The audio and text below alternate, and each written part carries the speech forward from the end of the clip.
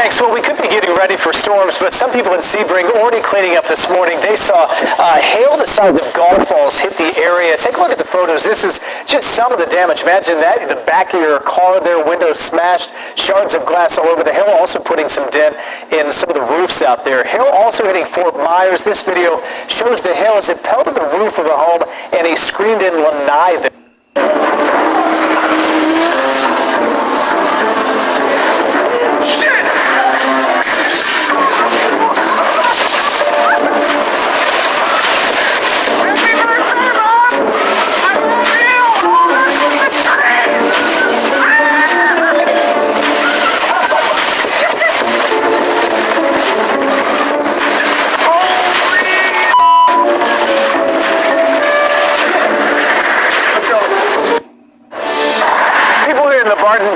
Area are assessing damage from Thursday's storm. Some homeowners with solar panels are dealing with damage like this home you see behind me. One homeowner showed me the damage hail left behind at her house. Oh yeah, this is my house, yes sir. Kaylee Trauber and her family are no stranger to Texas storms. They know to pay attention to the forecast, park their cars in the garage, and prepare for what's on the way. We expected maybe some hail, but we did not expect as big as it was going to be and for how long it was.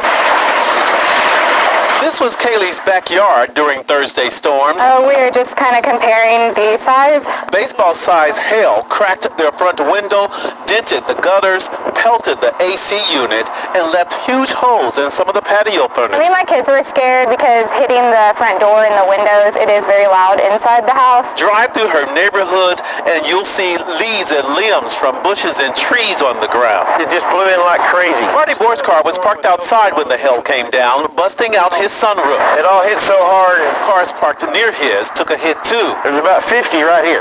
Marty could only watch as the storm went from bad to worse. The hail started off like nickel size, quarter size, went to golf ball, and then to baseball size in 5 minutes. Like 3 inches or bigger. Just like Marty, for Kaylee and her family, Thursday's hailstorm is a repeat from last summer. They just got a new roof last week. That storm was pretty similar to this one, but I think we actually have more damage this time. They're probably the biggest ones that we were able to find. So if nothing else, they know what comes next. Starting over again to fix yet another roof, hoping the next severe storm cuts them a break. In Denton County comes next. Starting over again to fix yet another roof, hoping the next severe storm cuts them a break. In Denton County, I'm Scoop Jefferson. Well, there has been just relentless flooding in Brazil, and joining me now is Daniel Castro, who's with CBN's Operation Blessing. He's there in Brazil. Daniel, how are you? I'm doing great, thanks. How are you? I'm good. Tell me where you're at, and obviously I can see, this has been going on for a while now, and the floodwaters just have not receded. So tell me where you're at and what you guys are facing down there. And you can see of what people are dealing with. Tell me about some of the just data, because this is, like we said, been going on for a while. Tell me some of the challenges that you're trying to...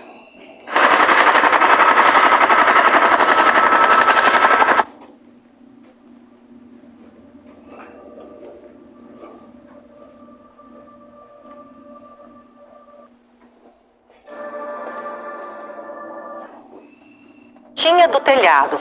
O Flávio Fachel mostrou mais...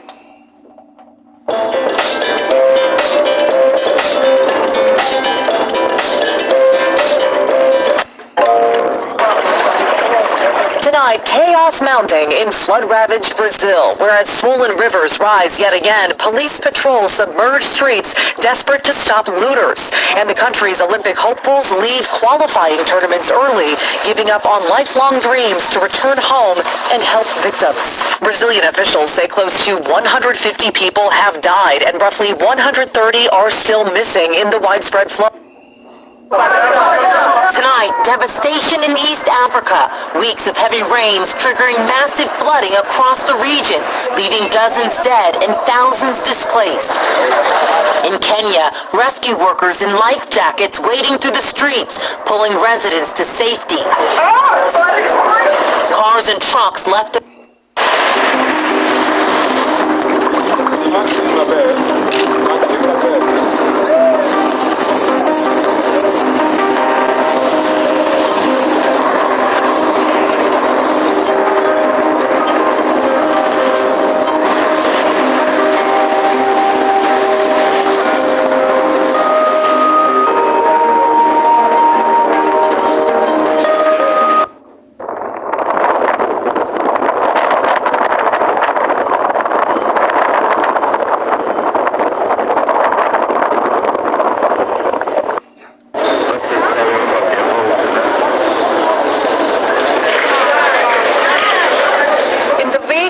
unprecedented floods in Dubai, the city's international airport has been thrown into disarray. With over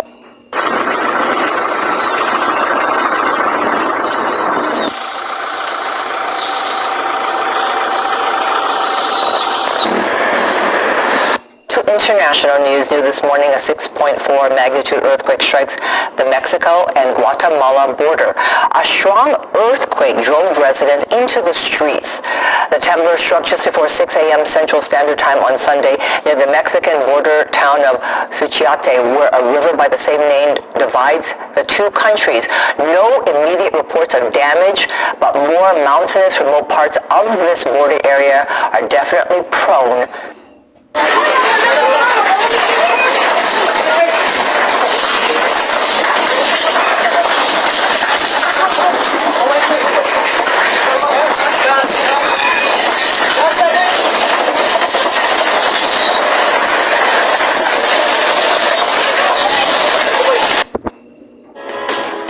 Multiple people are dead after two severe storm systems converged in Louisiana. Matt Finn has our overnight updates.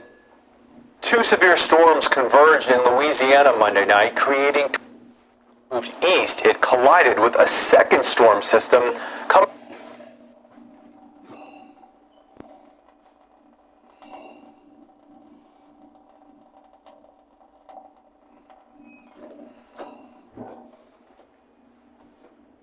There is no break from the severe weather sweeping across parts of the Midwest and South in recent days. Golfers near Branson, Missouri were sent running for cover when a tornado tore through the area yesterday afternoon. Thankfully, nobody was hurt there. There was no major damage reported. Further south, this was the scene in Lake Charles, Louisiana. A hailstorm, intense winds made for dangerous conditions. And nearby